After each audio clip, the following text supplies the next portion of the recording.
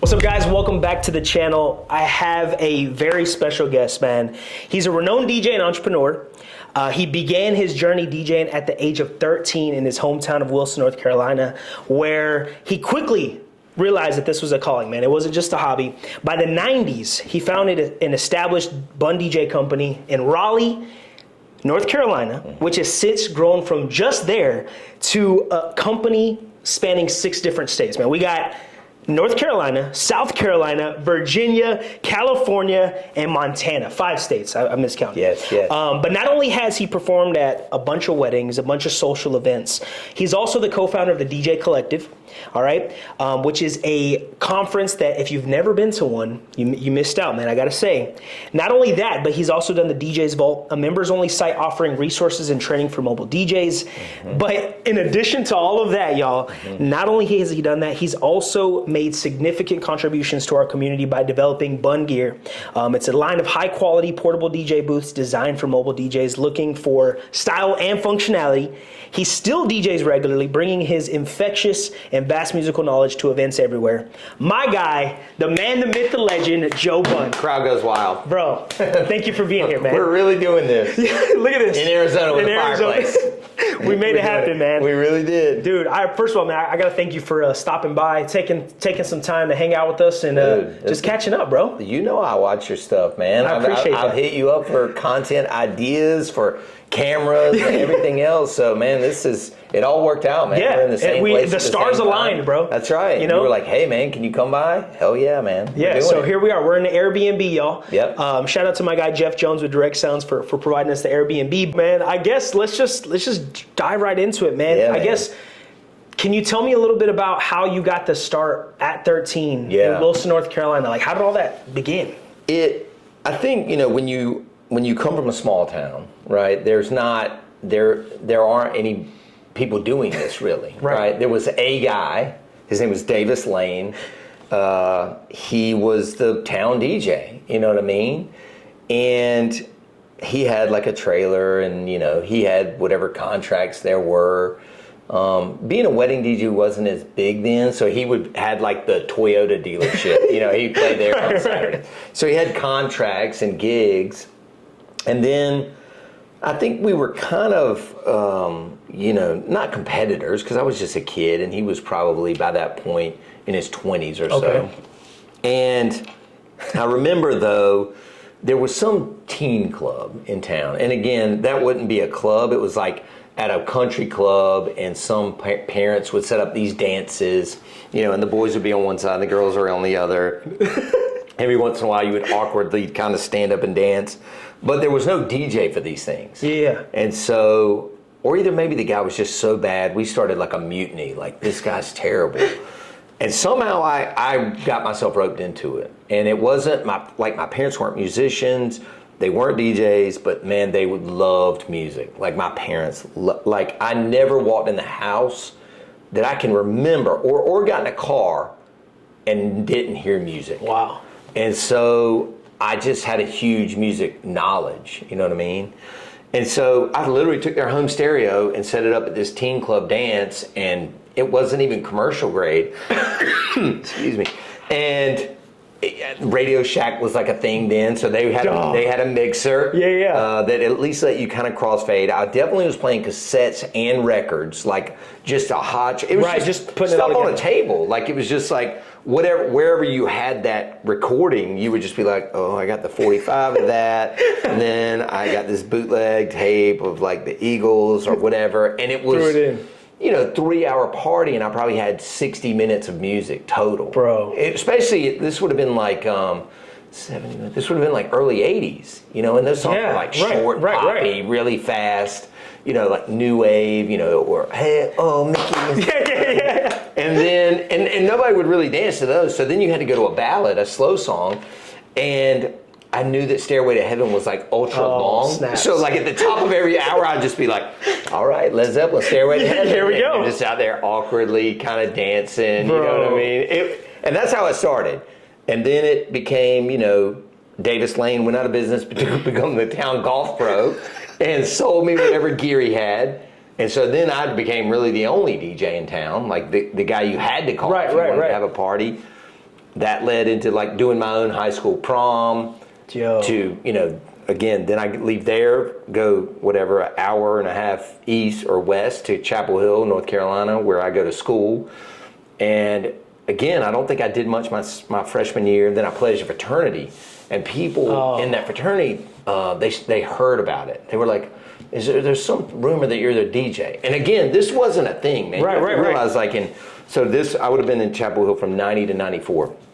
There weren't really any DJs. It wasn't like it is now everybody's a DJ. And every fraternity's got their own DJ, and some guy that's a pledge brother is a DJ. Like, they thought it was like a joke, and they were like, "Oh, we're gonna put you on, our party," and like it just kind of exploded.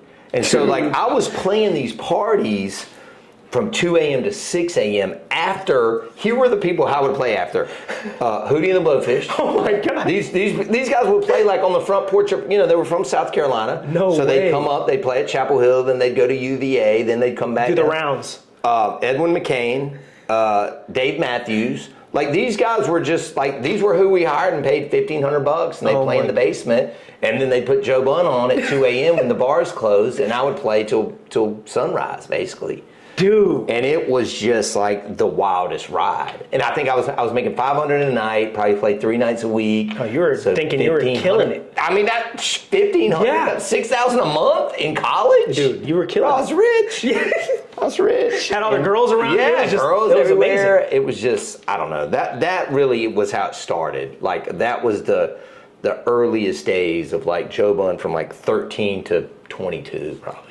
Dude, so then from there, right, from once you leave Chapel Hill, what's next? So then I thought it was over. In fact, I have this t-shirt, I have it framed in my office. It said, DJ Joe Bun, final year tour, 93 to 94. It was like and I think I stole the logo from like Mark Wahlberg and changed some of the like elements on it. It was like a guy like with a big shoe like stomping through the back of the shirt.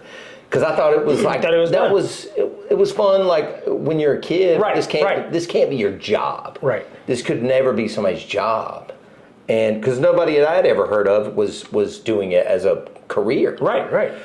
And so me and these two guys, they were working at this place called Eurosport. It's called soccer.com now. So wherever you get your lacrosse, your soccer gear is in North Carolina. They were working there, and they were like, "Man, we should start our own mail order company." And again, like, you have to remember, this is really pre-internet sales. This is pre-anything. Like it's so early. No cell phone still. Nothing. Like really early internet. And so we bought all these lead lists from all these giant colleges, and we started selling like collegiate hats and T-shirts. Okay. To like Ohio, we're the biggest schools in the country, Michigan. Ohio and were these State. like branded hats? There's a brand called at that time that was hot called The Game. It's usually like, it was called a bar hat, and like it's just a baseball hat. Okay. And they're very plain, but they were hot back then, and so we were buying those in bulk and reselling them. And we had a catalog, like we mailed out a catalog. Like an East Bay kind of thing. Yeah. Okay. East Bay but the catalog was 9 pages. Yeah. It was, and all we had was really these hats. I mean, it was called Head First. The company was called Head First. And so it kind of like, and we were doing it, man. We were shipping them out of the house, and I was like, bro, we're getting orders. Yeah. Like, it was on the phone. Like, people would call up, hey, I want to order 2. No way. Yeah, I mean, it was, again, like. And how were they getting the mailer? We bought the lead list. So you were sending it was sheets of stickers that we were buying from some company, and then we had the things, and we would all sit at a table at night and drink beer or whatever, and sit there and label them and ship the catalogs, and then we'd wait a week or so till the catalogs got around to the campuses, and then the phone would start ringing. Bro. But then it just, then school ended, the lead list changed, all the students are transient, they're moving, so the leads dry up, phone's not ringing, we got all these hats, and I'm like, oh, this is not good. And we, at this point now, we're out of money. We had taken like an SBA loan or something. No. So I'm like, and everybody's like, bro, we got to get jobs. And I'm like, I don't know how to do anything other than DJ. And right. And we're at a beach town, Wilmington, North Carolina. So I just start going door to door there. I'm like, hey man, I'm a really good DJ. Like, and this you were knocking on people's doors. I was going to bars, because there weren't. It was that unheard of still. And so And I would go on the worst night of the week. So I'd walk in on a Tuesday and be like, this sucks. And there's, 5, 6 people drinking. I was like, I think I can build this night, and y'all can keep the bar, and I'm going to get the door. So I started this thing where I'd be like, all right, my friend Nate's going to be at the door. He's going to take whatever, $2 from everybody, $5 from everybody. Y'all keep the bar, and we're going to do that. And it just snowballed from there because it wasn't a thing. You weren't competing with anybody. Right. It was just like, and I wasn't. What gave you that idea, bro? Man, I think I was just so confident that I think Chapel Hill and that whole thing had kind of built me up to this legendary status of being like this party rocker or a frat party rocker. But as the weeks roll by and the months roll by, and I'm sitting there, building these nights up, like I started meeting a couple other guys in that town, and they were like, I mean, nothing for nothing, man, but you're not very good. And I was like, I'm taken aback. This guy T-Dog, his name is T-Dog, and I'm like, bro, what are you talking about? Like, I'm the best there ever was. Right. He's like, you don't know how to mix. And I'm like, what are you talking about? And he was like, you're just channel fading. And I was like, well, show me what you're talking about. And dude, that was probably, I had been doing it at that point 10 plus years before somebody really was like, here's what beat mixing is. Doesn't this sound better than just like basically watch the energy not change. Like, watch how I keep this mix going. And so I started practicing. And again, this was back like the dual drawer CD things. You had that little bitty jog wheel and a green and red button. Yeah. And a pitch control. That was it. There's no hot cue. There's no laptop. Right. You got all these burn CDs and stuff like Hot in Here written on it. Just one song. And so that's how it started, and that's how that chapter came to be. Left there, went to Raleigh, where I currently live now, and did the same thing there. I just replicated it all over again. Go to these bars up and down where NC State is, kind of the route to where I went to school. Hillsburg Street, same thing. Place was called the Big Bad Wolf. I'd go in there and be like, Tuesday night, this place is, why are you even open? You're losing money. I can build this. Took that spot. Another place called Colorado's. Took that spot. My friend opened this place called Caparel's. It was like their last name or something. Took that spot. And so now you're just walking out there with thousands of dollars in cash, like that. We were talking about guns earlier. I was like, bro, do I need to have a gun? Like, do I need a gun? Like, we're leaving. I think you're a drug dealer, right? bro. I'm like, we're leaving here. And then I would go to the bank the next day to put it in the bank. People were like, bro, what's going on with you? Like, what are you really doing? I'm like, no, dude, we play at this bar on Hillsborough Street. It's the cover money. And they were like, sure, buddy. Yeah, whatever you say. Whatever Crack you Rock say. Johnny over here is like, dude. And so, and then as you age out, right? And I played some. And now I'm starting to get towards 30, but I was still playing some of these, not clubs. They were bars. Yeah, they were probably restaurants up till 10 o'clock. I'd roll gear in, set up on the little stage or whatever where they'd had a jazz band earlier. Yeah. Started playing all these places, kind of Glenwood, which was the more grown-up section of Raleigh at that time. But then you phase out, right? Kids come. You get married. At what I was probably 31 or so. Kids come. You don't want to be out till 2 or 3. Right. She doesn't want you out till 2 or 3. And then that was when the private party mode switched on. That's how I became what I am today. The wedding DJ, the private party DJ. So, bro, I didn't even realize all of that. Yeah, those stories are crazy. Bro. Yeah, those stories are nuts. But it just goes to show, like, one thing I've always respected about you, man, is you've always, like, what's the word I'm looking for? Innovated. You know what I'm saying? Like, whether it be crate, and we'll talk about this here in a second, but like Crate Hackers, the DJ's Vault, the Collective, like you've always had a mind for like, what's next and how can I get better at that? You have to, adapt is the right word. Right. Adapt and change and innovate and pivot and all those words. Diversify. You know what I mean? Because I'm 50, I'll be 53 next month, right? Like, you guys are much younger, but I don't trend towards like some of those older guys we saw in there tonight. Not to be offensive, but like they haven't changed anything. They haven't changed the way they MC. It's like Jay-Z, like how he stays relevant in rap, right? Is he could put out a record today and it would still be good. Yeah. Right, exactly. And that's Joe Bun. Right. It's how have the suits changed? How's the DJ booth changed? Yeah. How has my music changed? How has the way I MC changed? everything, you cannot be stuck in what I started at, or you're going to become a dinosaur. And nobody's going to want to book you, especially a 25 to 30-year-old bride. Yep. She looks at you and is like, he doesn't get it. Right. You know, he's stuck where he started. And that's what I think. I feel like when I go to some of these conferences, I see like the older DJs, right? They're stuck in their ways, and they don't want to like, well, no, I'm an original DJ. I'm not going to do this or that. Yeah. But like you said, man, you got to constantly adapt with the times, or else, you know, like they're not going to be able to do this. They're not doing it. There's no way they're doing it full time. They're too stuck in their ways. Yep.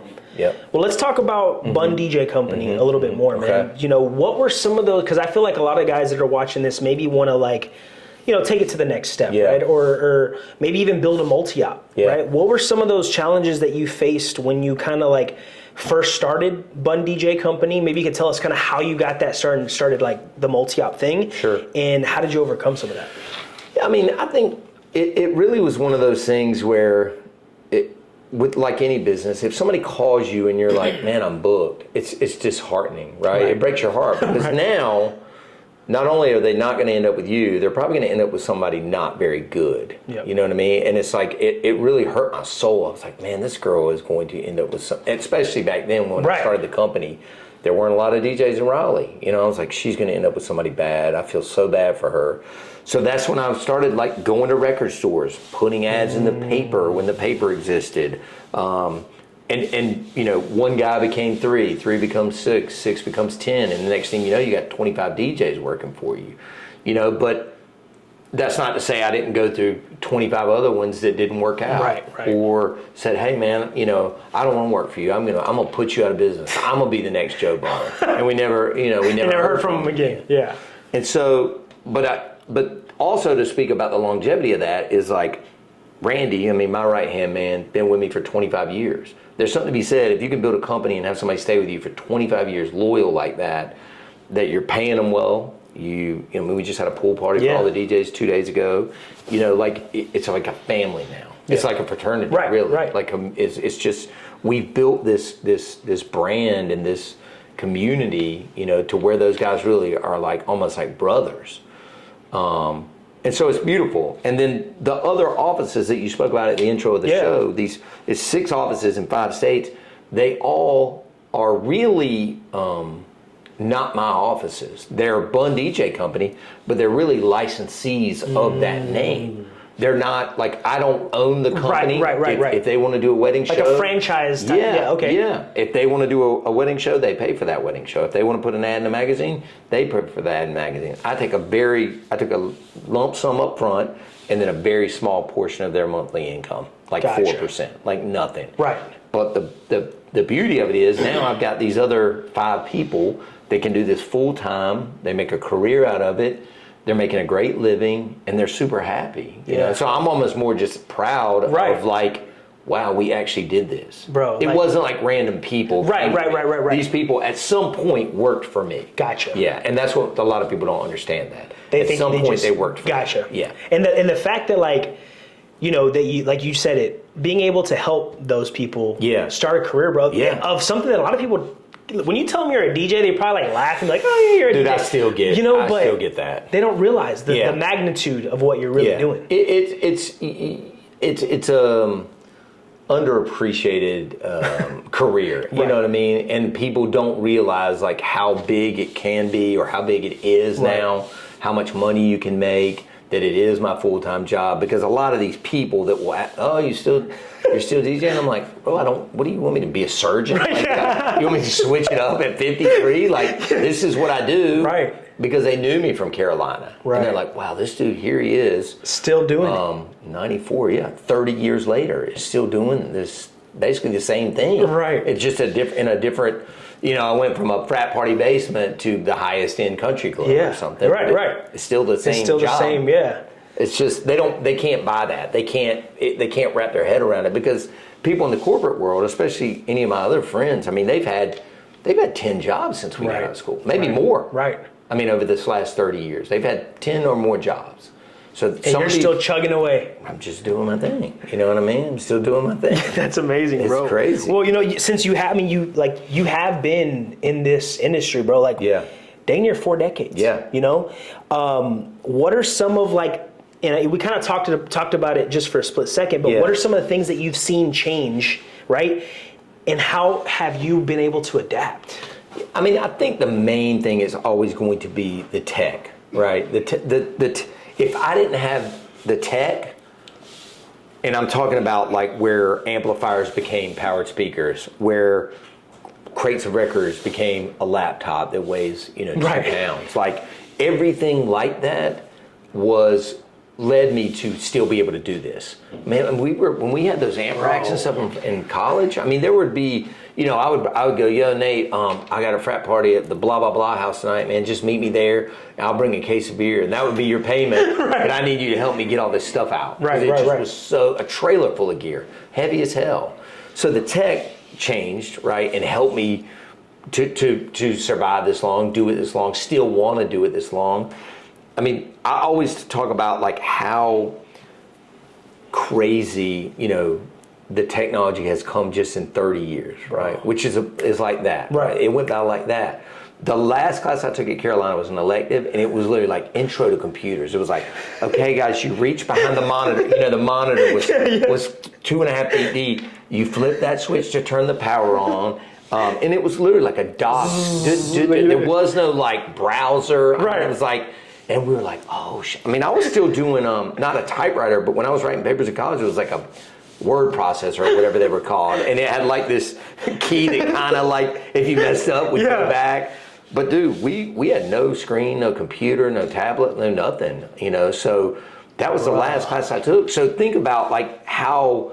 So then I had to adapt again to technology. Right. Like when the phones came out, learn to use the phone, and then of course, as we sit here and make content upon content, you're spitting out stuff every day. I'm spitting out stuff every day. That became like do or die. Yep. You know what I mean? And it didn't start as short form for me. Like it was just, I would always try and make something epic. Well, and that's what I was gonna like your ads that like I was showing Fred when we were prepping for this, like, bro, look, he brought a tank out when y'all did the crate hack and y'all ran over hard drives, but that was one of the things that first caught my attention about you was like the like level of production. I'll go there. You were the first guy that I remember like actually putting that like quality of production behind your stuff. That was the first things that we did when we bought that car and chopped it up, that video.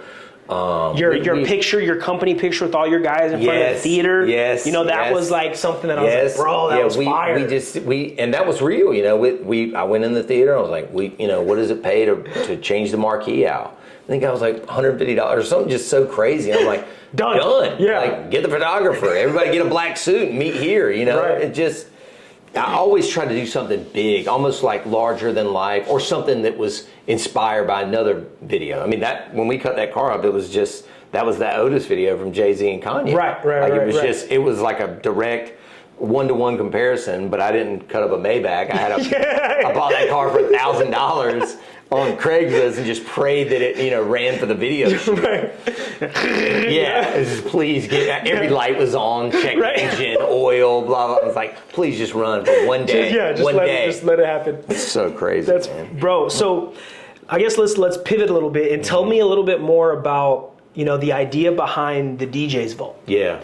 So before you start that though, I just got to say, man, the DJ's Vault was literally the thing that took DJing for me as like, okay, it's something that I do like, for friends, a hobby, into a full-fledged, that's wild, 6-figure company that it is today, bro. Yeah. Like, so I got to thank you for that, man, because man, absolutely. That was you didn't have to put out all the secret sauce, the contracts, the how to set up stuff. I mean, the boxes of like the wedding emergency kits, bro. I followed your stuff. Dude, we still send those out. I went and bought boxes. My wife comes in, is like, "What are you doing?" I'm like, "I'm putting boxes together to give out at these wedding shows." Like Joe Bunn said, I got to do it, so I'm I bought like Advils on Amazon and the wipes. So and that stuff worked, bro. Dude, yes, it does, man. The PowerPoint template, yes, sir, to sell. I still use that. You know what I'm saying? Like so, I just got to thank you, man, for. I know it wasn't cheap to get somebody to film all of that crap and like put it all out, put it on a site, and so tell me like where did that how did you even execute that, bro? Right. I think Well, leading up to that was years of speaking at conferences. And when there used to be at least 3 DJ magazines. This would have been before your time. Like Mobile Beat was a magazine before it was a show. DJ Times, which is now the expo that we were at, was a magazine. And then Disc Jockey News was like a newspaper. And these all came out, I think, every month. And I wrote for these magazines. Then I would speak at these conferences. But again, at the conference you might see whatever. Let's just say there was 200 people in the last seminar that I gave in person. Your reach is very limited. Right. Or however many people subscribe to the magazine. Did they even read the article? And I just had this idea, like this would have been the end of 2018. I started writing the content. And I was like, when I get back at early 2019, we're going to shoot this stuff and launch it. It's going to have a ton of content. We're going to front load it so that when people subscribe for $30 or whatever, it's there. And they can't be like, oh, this isn't worth $30. Right. I'm going to quit. And so we front loaded it heavy. And then, now here we are 5.5 years later. Yeah, 5.5 years, because it was February 2019. And every single month, the first day of the month, I've never missed drops. I usually put out 5 videos and some sort of a document, like you mentioned, something that we use internally at my company. And I think we probably have around 1,000 members or something like that. It kind of stays right around that number and has for several years. Even if we run ads or whatever, it kind of just hovers around that number. I've had multiple people come up to me and say, "Dude, you changed the game. Yeah, you made me a full-time DJ." Yeah. And dude, you talk about all the things I've done. Like the most proud you can be is like to hear somebody say, "Man, you changed lives, bro." Yeah, you actually made this like my career. Yeah. You allowed my wife to be able to stop working as a nurse and take care of our children. Like it's crazy. That's like powerful. the crazy like throughout everything. What's like the one? Is there any moment that sticks out to you that you're like, dang, bro, like you had to pinch yourself? It's no, because it's always just a combination of any story like that. Yeah. Any of those stories. I was able to quit my other job. My wife was able to quit her job. You saying I took this from a hobby to it's just it all runs together in this just collection of memories of like, damn, dude, like think about how many people, and it's people all over the world. Right. I've got people from all over the world that are on that site and have learned stuff from me.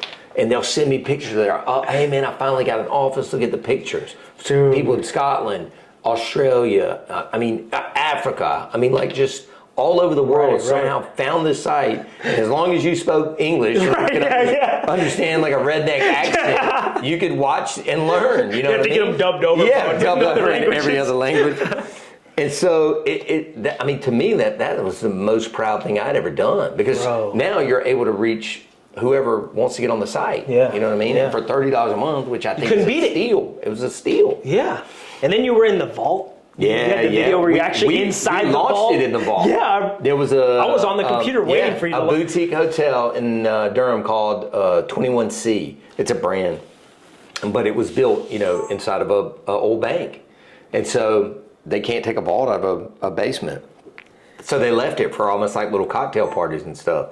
So right before, a few days before we were doing this, I was like, wait a minute, dude, I think that place has a vault in the basement. And we did that whole live on a cell phone on a gimbal.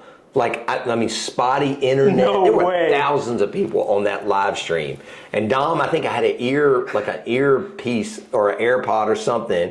And he was like, keep talking, bro. It's working. Like, people are buying it. He was like, do not stop talking. That's all I'm hearing in my ears. Like, don't stop talking. And I'm just like holding this, remember those gimbals? Yeah. But those, like before the Osmo and before the 360. Yeah, and I was like, we did that whole live down there with just questionable internet and just an earpiece. And it worked. Yeah, and it blew up.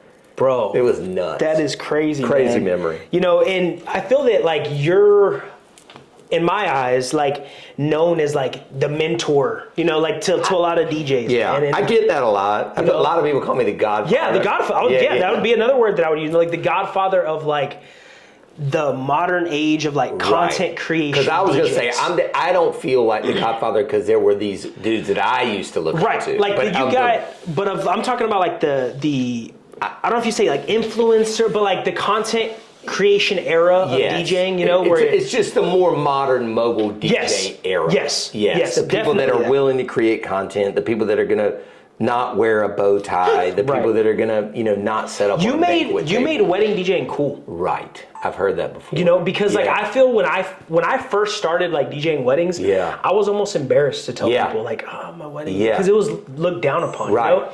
But when Joe Bunn hit the scene, man, and like you pulled up in the Range Rover, black on black, the Mercedes-Benz Sprinter, I was like, bro, he's doing it. You know, and so like.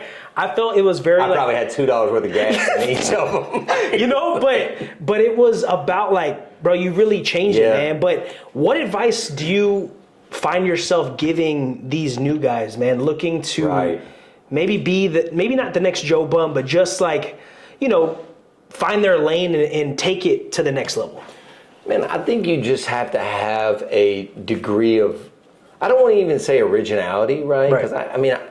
The internet is the internet now, right? I can get the same edits you got. I got the Shabuzi tipsy edit. Like you got the Shabuzi tipsy edit. Like we can get the same music, man, but it's almost about just having the little thing that sets you apart. Whether it's you're really good at shooting content, right? And not only are you, and V is the same way, right? I always tell him the same thing. He's really good at talking to DJs and helping DJs, but he's also really good at talking to couples. Yeah. Right? And it kind of probably fuzzies the algorithm a little bit. You know, like I feel like V could be even bigger, but like the algorithm's confused. Are you talking to DJs or are you talking to brides? But he doesn't care because he's trying to help both. Yeah, right. So I think like, the first thing I'll tell anybody new, I'm like, this is your job now. Your job is you're a content creator. Like it's probably 25% or more of my job. Yeah. Maybe 50% of my job is an actual content creator. And then I also tell people, man, like at the end of the day, I've had DJs, and this would have been like really before you had to be a really good mixer, right? Like again, this was early Bun DJ company. I had DJs working for me again, channel faders. Right. Some of them had no controller, were playing off the laptop through the aux into a mixer and then just had a mic on the other channel. Like, but it had a little cursor, they had a little mouse, but they were good people, man. Yeah. And the clients loved them. And I'm talking about they loved them for the 9 months, 12 months that they were booked with them. And when they got there, they loved them. And the guests came up and, you know, they were good. I mean, I had this good old boy that worked for me, man, and he couldn't mix chocolate milk. He wasn't worth a shit. But dude, he knew he was terrible, dude. But he would cut the songs to the one. So like Brick House, boom, boom, boom. So he would go in and edit the song to the one because he didn't even have the headphones. He would load it up on his laptop. He had no decks, and he knew what to play in the right order. So he knew after Brick House he could drop "This Is How We Do It" or whatever. Not mixed well, but it flowed. It flowed, right? But it flowed, right? And he got it. And at the end of the day, man, they would come up at the end of the night. He would get massive tips, great reviews, and he was just behind the scenes. He was just a mess. You know what I mean? Even out of the spotlight, he was a mess. He would pawn his gear. I'd have to get his gear out on Fridays for him. If you got him to the show though, he rocked it. Godlike. People loved him, man. And sometimes that was what it was about. Like, how are you going to treat these people? Not only the guests, the requesters, but the clients, the vendors that work at this thing, the venue people, the girl in the back that's running salads out. Like, if you treat all these people well, every one of them is just a source for them to go, man, that guy came in here and killed it. Yeah. Whether he did or didn't. Right. You know, they just like that they have to work with that guy for 6 hours. Yeah. They like the way he made them feel. Absolutely. For sure. He was a great dude. Hot mess behind the scenes. Getting there was tough. Bro, the best clip of this whole interview is going to be he couldn't mix chocolate milk. Like, that's going to be a reel right there, bro. Well, tell me, so Joe, let's talk about one other thing that you've done too, man, and that's Bun Gear. Right? That right there, bro. Craziest undertaking of the world. If people don't know what it is, right, it's one of the most beautiful boots out there. But what led you down that rabbit hole, bro, that you were like, I've done all this, right? Yeah. But now I'm going to make DJ furniture. Product. Like that, and just even thinking about it seems insane, right? I think, man, I got so disgusted with just what was available. Yeah. And again, this would have probably been 2019 as well. Because the original one that you made was fiberglass. It was fiberglass. A few people have it. Ern's got one, I think. And one of my a friend of mine, David Braz, he's in Pennsylvania. He has one. Yeah, the original. Yes, sir. The original. Oh, he's got probably one of the first 5 that was ever made. Yeah. Braz has one. There's a guy named JK, I think, has one. Like the one I sold him mine, the one that I used. But it was fiberglass, right? And the thing about fiberglass is it can't come out of a mold in a right angle. So everything has to be rounded. Have you heard this story yet? No. Wait till you hear this story. So if you go back and look at pictures of it, you really, maybe for the purpose of this, I'm gonna send you the picture. I mean, you may even have to edit this, but your boy Nate Nelson gets intoxicated one night, and he goes, man, and I go, what's going on, man? Like, we're making DJ booths. Like, why are y'all not buying these? Right. Like, LaForce is one of the biggest DJ companies there. Y'all can afford one. Yeah. Why? Nobody at LaForce has it. He's like, man, nothing for nothing. This shit looks like a turtle with something growing out of his back. I said, what? He was like, oh man, I'm fucked up. I don't just disregard that. I was like, no, say it again. What are you saying? He goes, man, it looks like a turtle with something growing out of its back, dude. And then once I saw it from that moment forward, I couldn't unsee it. And so, and keep in mind also, one of my DJs owned a fiberglass shop. He really was a sailboat repairman. And I convinced him that this is going to be a great idea. It would take us 6 weeks to make one. Now, we make them 100 at a time. Yeah, because so now they're aluminum, right? That's right. Yeah. I'm like, we have to switch the material. End of story. Went back and forth with some different people, whatever. PVC, no. Plastic, no. Aluminum. It's going to be aluminum. And then it just kind of went from there, man. But it has been by far the most challenging / rewarding thing I've ever done. Yeah. Like again, you're talking about pride. Like every weekend, all I get all weekend long is DMs of people. Look at my setup. Right, look at my right. setup. Tagging me. Look at this setup, man. What do you think of my setup? And I'm like, yeah, I've got the command center out this weekend. Check me out. They're so proud of like how they look standing up there. Yeah. Instead of somebody giving you a 6-foot table with a filthy linen on it, you take one of those road cases, right. Put it on the sliding top, shelf. You try and hide the wires. Like it looks shitty. Right. And now these people are so proud of their setups. They can break it down, put it in 2 bags, throw it in the back of an SUV. None of my DJs have a van. None of my DJs have trailers. They're all SUV DJs, and they all have a command center. And that's the main thing I'm trying to convey. I'm like, we run ads all the time. Man, it'd be cool if it was portable. I'm like, bro, watch the video. The entire premise of the company is being a mobile DJ with a mid-size SUV and being able to put your whole rig in the back. Just take 5 more minutes and watch. 5 more minutes, watch the video, dude. Bungear.com. Bungear.com. Just go. The video tab at the top, go watch. That's it. But man, but you're talking about the first 100 were made in New Jersey. Well, they didn't box them up very well, so probably 20 of them got damaged in shipping. Yeah, we can't use them anymore. All right, so we moved it to Raleigh, right down the street from my office, AccuFab. Never mind, cut that out. We made another 200 in Raleigh, and these people were a huge aluminum company. They'd make those red boxes you see outside of CVS where you used to rent the DVDs from. Yeah. They I saw one in there. I'm like, oh, y'all make that box? And I'm like, yeah, we made that. So we were like not big enough to be taken serious, but we weren't. We were too small. Yeah, we were in the middle. Like they wanted the business, but they would make 20 instead of 100. And so then I got like backed up on orders. Right. So finally we had to move out of there. We moved out to here, to Arizona. I can't remember what they were called, but we moved it out here. They started making them here. And I had a partner at the time, and this was the best thing that I ever did. And anybody that's watched my videos, I'm anti-partner. I don't like it. I feel like historically, no matter if it was Apple, Microsoft, the biggest companies in the world, it eventually doesn't work.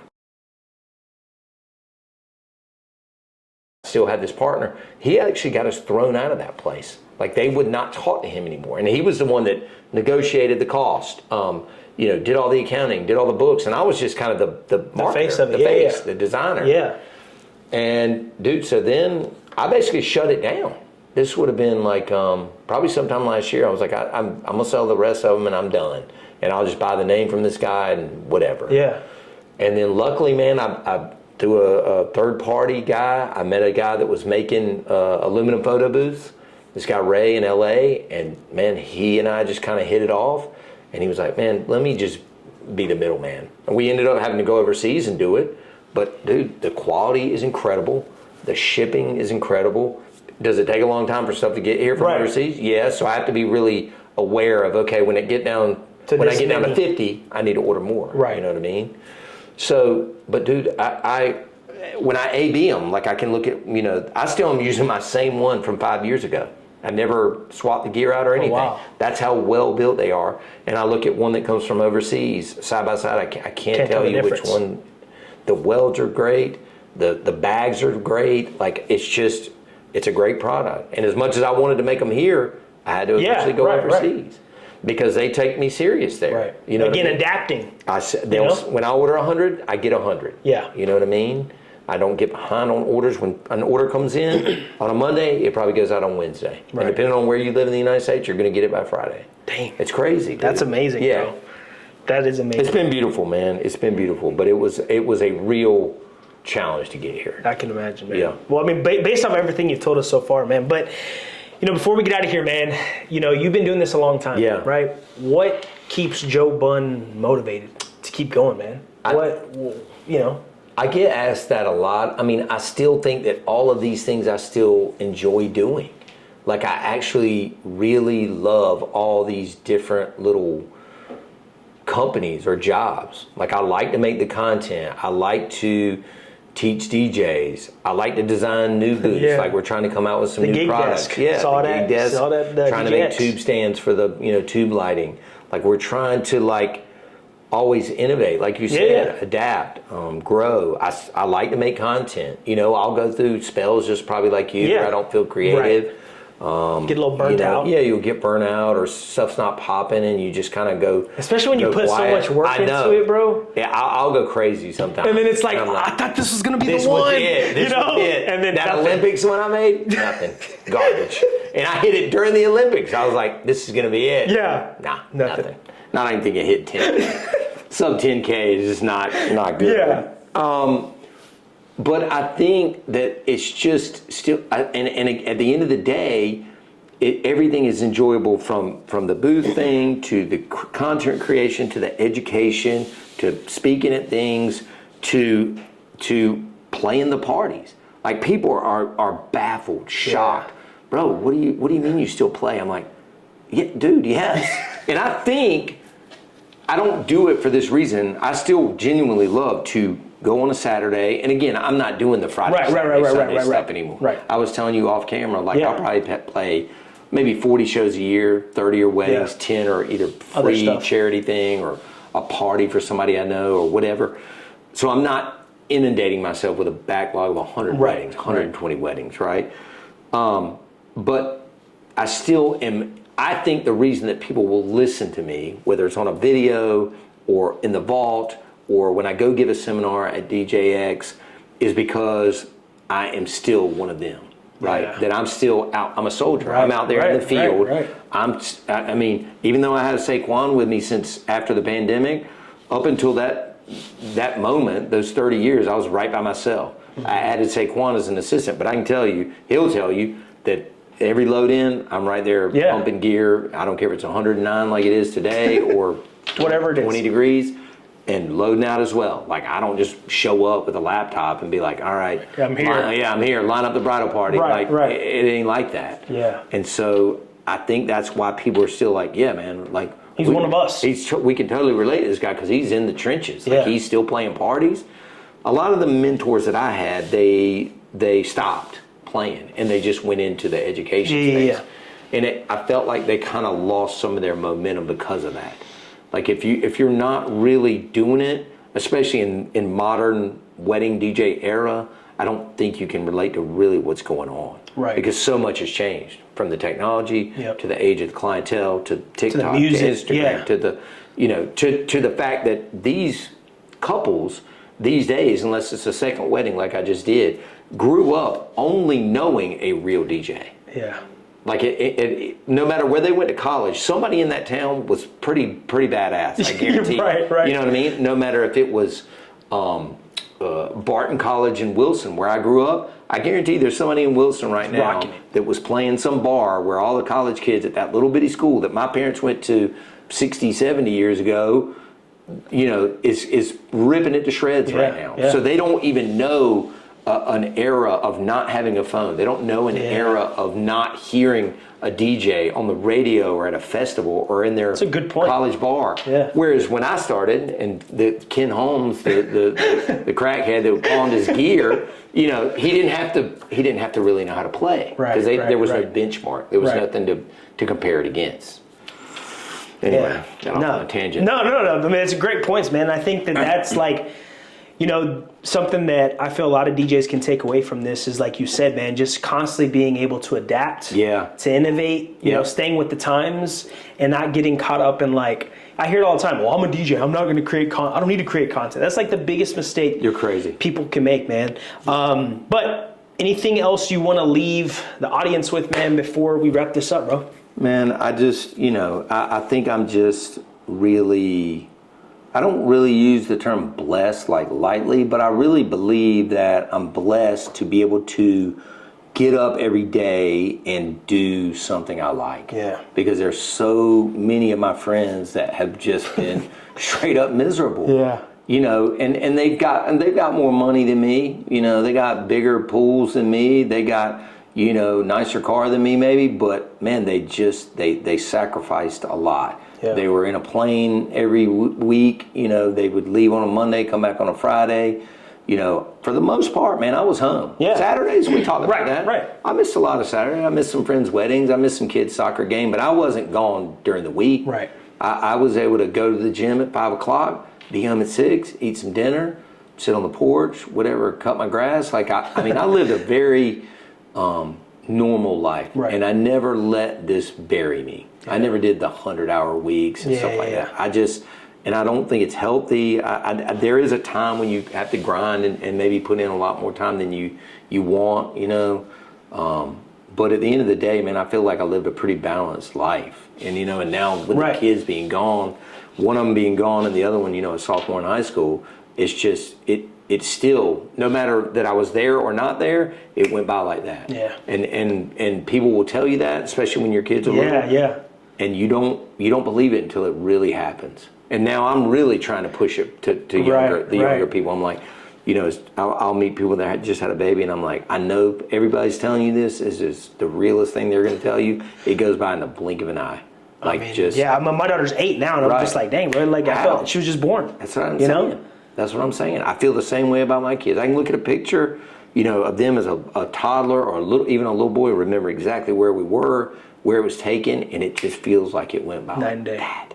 It's crazy, man. So I don't know, man. I feel really lucky because I never wake up in a mood or like, oh shit, or whatever they call it, Sunday scaries. I don't have that. Right. I don't and I work. Like, it's not like I'm just dicking around during the week. A lot of people think as a DJ, that you're dicking around. You don't do anything. If Saturday comes, okay, today we're working. Yeah. No, like you work every day. Right. You know what I mean? But there's a balance, and I just feel lucky to get up every day and be able to still do shit I like. You know? I love it, man. I love it. Well, bro, Joe, it was an honor, man. I appreciate you. This was fun, man. It was, man. I appreciate you taking the time to sit down with us. And, yeah, man, let's go get to the conference. Let's do it. We're out, y'all. Good shit.